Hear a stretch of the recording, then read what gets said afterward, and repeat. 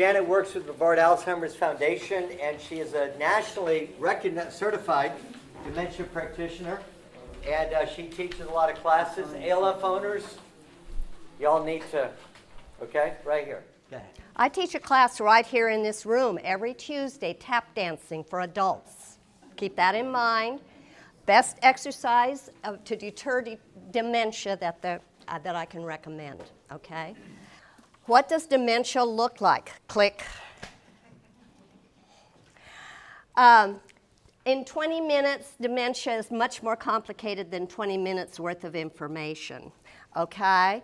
Dementia, and the first question I always get asked when I go out to speak, and I'm on medication right now, so speaking is a little difficult, but the first question I like to answer or clear up is, what is the difference between dementia and Alzheimer's disease? Dementia is not a disease. Dementia is a group of symptoms. Just like when you have a stomach ache, it's not a disease. The doctor's going to determine what causes the stomach ache, and it can be a variety of things. The same, when there is some dementia present, it's symptoms that need to be evaluated and diagnosed to determine what is causing the dementia. And dementia affects all of the neurological systems. The public has a concept that dementia and Alzheimer's is all about memory failure, memory loss. It's way more complicated than that. So dementia is not a disease, it's a group of symptoms. Some dementia is reversible and fixable, and we can make it go away. However, Alzheimer's disease is a disease. It is, and dementia is the prevalent symptom in that disease. It is the most common of the dementia diseases. About 60 to 80% of all dementia diseases is Alzheimer's disease. There is no known cause or cure, and it is a terminal disease. Click. Alzheimer's often presents itself as a wolf in sheep's clothing. What's underneath is one thing and can be really upset, violent, disoriented, all kinds of symptoms. And on the outside, we have this lovely little lady or man. And so they can be very, very deceptive and manipulative if they're coming into your business. You may not get it. You may have to dig kind of hard to find out what's underneath that nice little outer coat, okay? And we click. So it's not just memory loss. Knowledge is going to prepare us for the unknown, okay? So we know it is memory, but dementia also affects all your spatial orientation, relationship in environment. It also destroys or affects a person's ability to self-motivate and initiate tasks. Or if they start a task, they may have difficulty continuing that task. They may not know what step to do next, or they may just stop completely if it gets too frustrating and too overwhelming. So they'll just walk away from it, and once they turn around, the task no longer exists. They close it down or shut it down. It affects their ability to use good logic and use good judgment. So therefore, are they really capable of entering into a contract? Their executive function is affected. Their language skills, word finding, expressing themselves, personality changes, and it affects all 5 senses. Body functions, too, are affected. So in addition to being mental, it also affects the immune system. It breaks down. It affects they're at higher risk for infections. It affects all of their body functions, kidneys, lungs, mobility. We will see a change in their gait, their posture. So a lot of things change. They lose their reasoning ability. Choices. They have difficulty making choices and making decisions. Easily overwhelmed. And if you're reading body language, a lot of times after a few minutes of being with a person. You can be with a person with dementia for 5 or 10 minutes and think nothing, just a person. After 10 or 15 minutes, things start to go round and round, and they're no longer able to maintain that fluidity, and that it begins to become more telling. So engaging, if you have any suspicions at all, engaging in conversation for a while before you then proceed with any kind of sale or contract, you may have a little clearer picture of what you're getting into. But they can be perfectly normal, and they can vacillate in and out of being normal or being disturbed and have some dementia. Basically, they're being robbed of their common sense. And of course, many of us, that can be difficult too, because we deal with people that have had no common sense their entire life, so it's really hard to tell. So that can be tricky. Keeping in mind that there is some normal decline as we age, there is some brain shrinkage, there is some slowing down. And so we have to determine when is it normal and when is it now turning into mild cognitive impairment and into definable dementia. So looking at all of the 5 senses, click. Change in their interest in eating. They tend to lean towards desiring sweets and eating the sweets first. I happen to be a person at my age, I think having dessert first is probably the best way to go. But they tend to complain about foods that are too salty or too bland. In other words, the foods that they used to like may not be the foods that they like anymore. That has changed. Their sense of touch, their sensitivity to temperature. So dressing appropriately for the weather may be difficult for them, because their ability to define what the temperature is, or to regulate the temperature of water, like for bathing. That it's not uncommon for them to scald themselves and get into a shower that's too hot because they don't feel the temperature. May be cold in the summer and go out with little or nothing in the winter. And a lot of times we do have about 60% of people with Alzheimer's disease will wander. And they'll go out in the middle of winter with nothing more than a flimsy little tank top on. And the perception of the public is, well, why would they do that? Well, that's a good question. Why would they do that? And their sensitivities have changed. And click. Smell. They may have difficulty discerning odors that help define their environment. Okay, they may not smell gas in the house. Okay, and differences in food, the sense of food. So if they're not smelling the food, our nutrition a lot of times is based on when we smell something, we desire to eat it.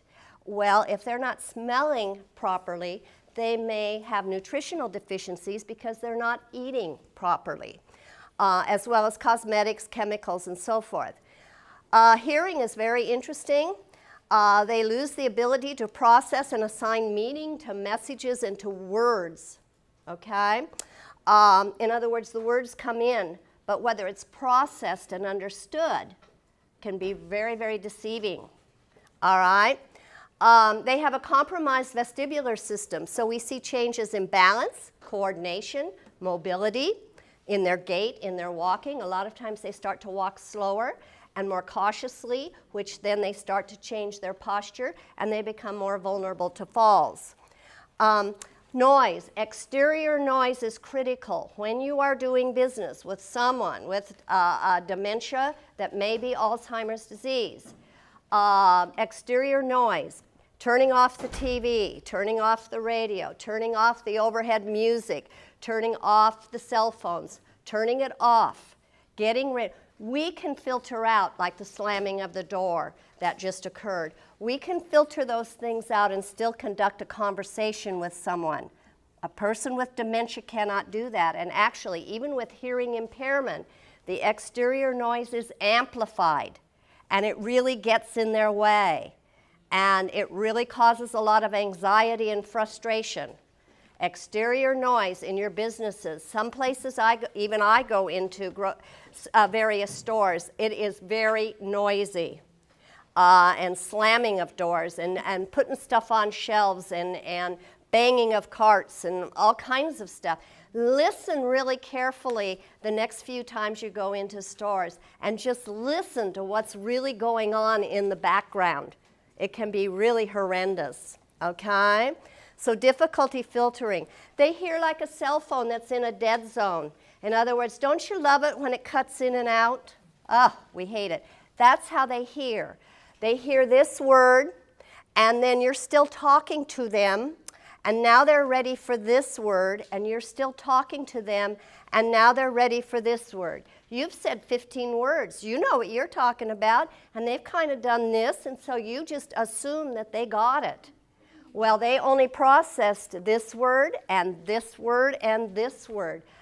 That can surely change the meaning of whatever it is you're talking about. So don't assume because they smiled and they went like this that they got it, okay? Here we go with vision. The field of vision shrinks as the brain shrinks. That means that their peripheral vision and their depth of perception has changed. So they have a condition called agnosia, where you look at something, they look at something and the brain takes it in but changes the image in the brain so it comes out differently. For example, I'm just going to borrow your pen. By all means. Okay, what do you see? I see a long, slender thing. I see a fork. Okay? It kind of, looks a little bit like a fork. Okay? So that's an agnosia condition, and their images will change. For example, and how many? Here's an example of these two cans. Look pretty similar, don't they? They're on the shelf in the same store. They were purchased on a shelf in the same store. If they're having difficulty reading and identifying, that could be disastrous. Have you ever noticed that a milk bottle and a bleach bottle look a lot alike? Ooh. So in the home of someone that has a dementia or Alzheimer's person, that can be disastrous. And their sense of taste has changed. So, sometimes we think, how can a 2-year-old drink a bottle of bleach? Looked like a milk bottle to them. Okay, and they've taken a lot of it down before they've even began to taste it. So I get a little irritated with the commercials about the soap pods and keeping them out of reach of children. Well, last year in 2017, 8 people died from ingesting or eating soap pods. 6 of them were elderly people with dementia. Only 2 of them were children. And of course, in the commercial, that's never mentioned to keep it out of the reach of a vulnerable adult. Okay? I hope you can see in the back, a person with dementia is doing the best they can with what they have to work with. Okay? And we can see here the brain. We see the normal brain. It's nice and cushy, and if this were in better color, nice and pink and flush and so forth. This brain over here, you can start to see the spaces where there's loss of neurons. And this is the other image. When you look in, it's pretty well filled in. But this is the dementia brain, and you see lots of vacancies where the brain is shrinking and disappearing and dying.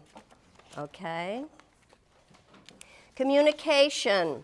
And I have brought with me, and I don't want to dwell a lot on communication, but you have a handout if you'd like to pick it up, 10 tips for communicating with a person with dementia, and you're welcome to pick that up. That's a really good teaching tool or tool with your employees. And another one out of the Alzheimer's Foundation of America, communication techniques. And so that will just expand a little bit. I tried to pick out the highlights, but it is complicated, okay? They may even appear like they're a little inebriated, that maybe they've had a little bit too much to drink.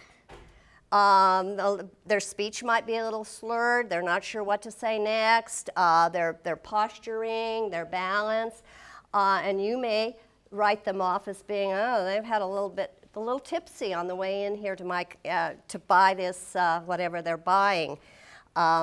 So it may come across that way. Medications are deadly for seniors, for elders, especially vulnerable elders, and it certainly can affect their behavior.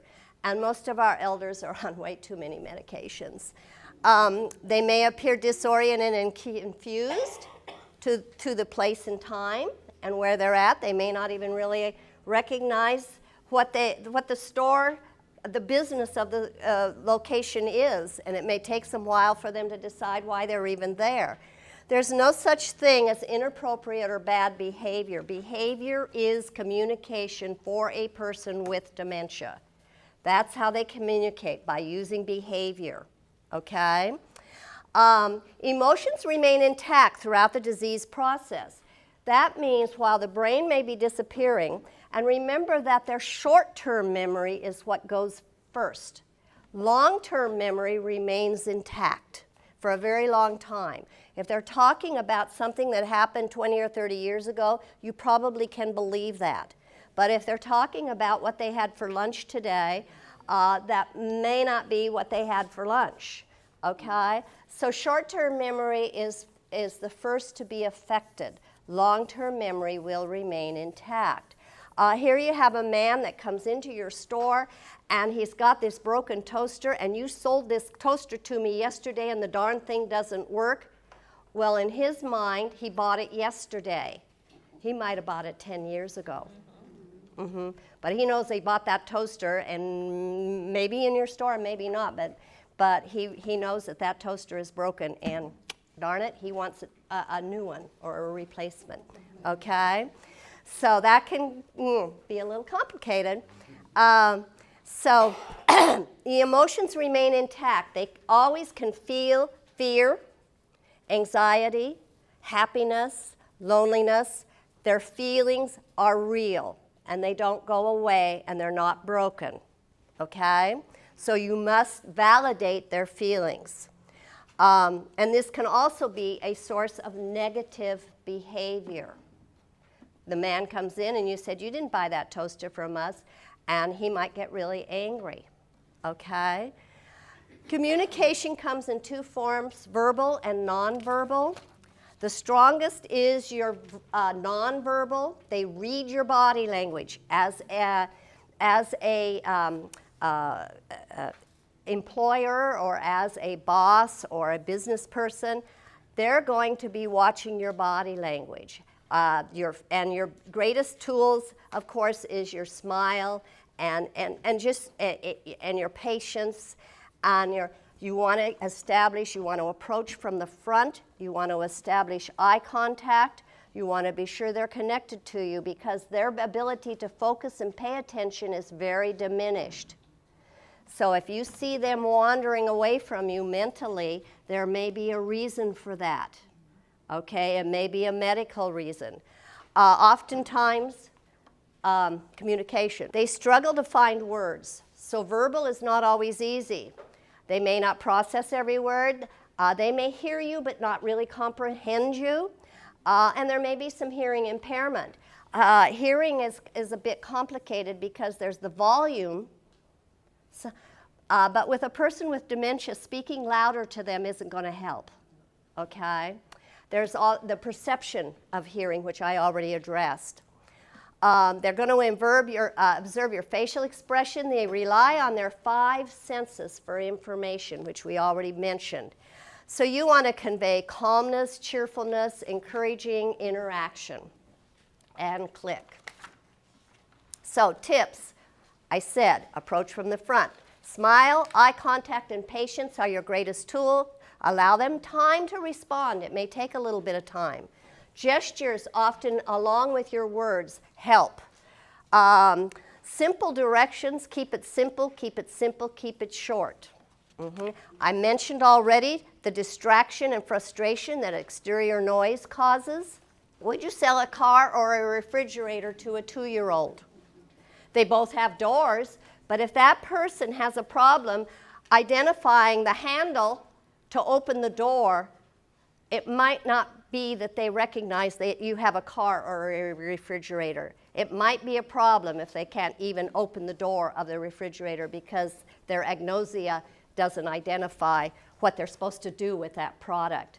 So I don't like to minimize elders and refer to them as little children. We must dignify them as adults, but a lot of times when we're dealing with an Alzheimer's or dementia disease, they are a bit like children, and we have to handle them and respect them in a little bit more protective way, okay? And so I think that brings me to the end, and that is I do a 10-hour course. We did the 20-second, 20-minute, felt like 20-second course. And there's flyers on the comprehensive knowledge of dementia and Alzheimer's disease and caring for and communicating with and managing behavior, et cetera, et cetera. You're also welcome to pick up the caregiver's guide of how to interact and communicate with people with dementia.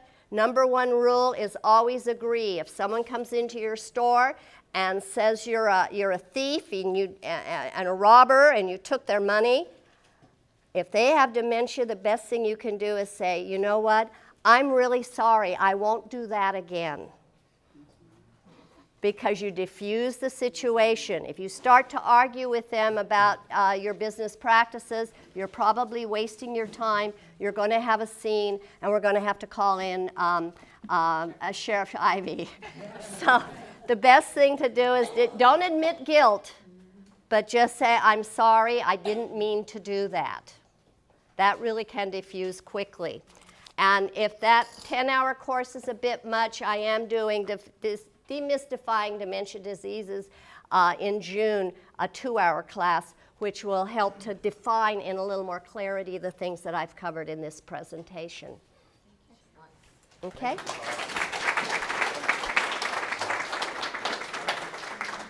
Although we normally don't, and we will not accept questions from the audience, but just a question for you. So somebody walks in, is it real easy to quickly know that someone has dementia? Absolutely not. Two other things you mentioned, which I just never considered. And Julio, I'm thinking about you and Roger as you're selling cars. That as somebody's in your office, if there's a lot of, and it's not just people with dementia, it could just be an elderly person, or it could be be me. Then try to limit the distractions, the noises, close the door, speak softly, address all 5 senses. Yeah, allow them to concentrate on the business at hand. Right, Yeah. right. So all very good. Well, thank you very much. I appreciate it. God bless you. Okay. All right.